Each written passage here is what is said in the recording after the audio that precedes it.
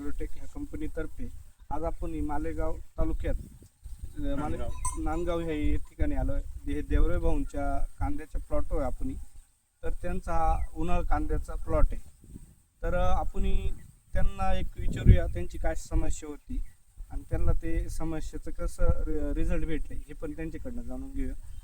आपलं नाव? रवींद्र कारभारी देवरे, राहणार नांदगाव, तालुका मालेगाव, जिल्हा नाशिक.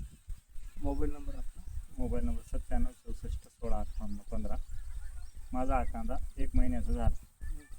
20 दिवसापूर्वी मी दत्तूभाऊंकडे गेलो, सांगितलं की माझा कांदा वाटत राहिलाच नाही, पूर्ण लोकून गेला आहे. मग दत्तूभाऊंनी मला घालून खाद्य दिलं.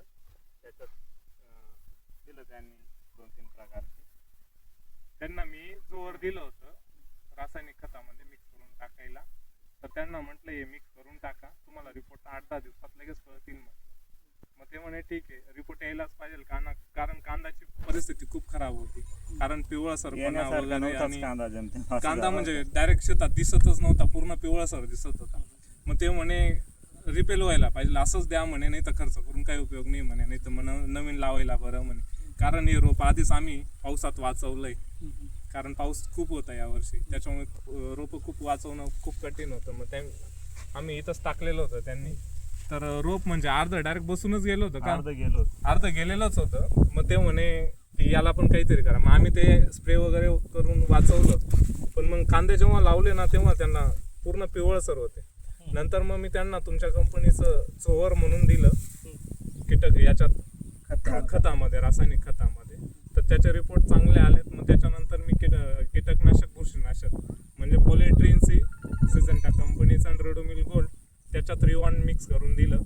तर रिपोर्ट एकदम जोरात आता तुम्हाला डोळ्याला दिसत आहेत.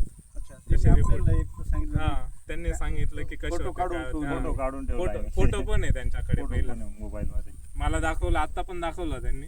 एकदम पिवळसर आहे. आपण ही प्रोडक्ट वापरले याच्यावर समाधानी आहात? 100%. शेतकऱ्यांना वापरायला पाहिजे, लगेच रिझल्ट आहे त्याचा.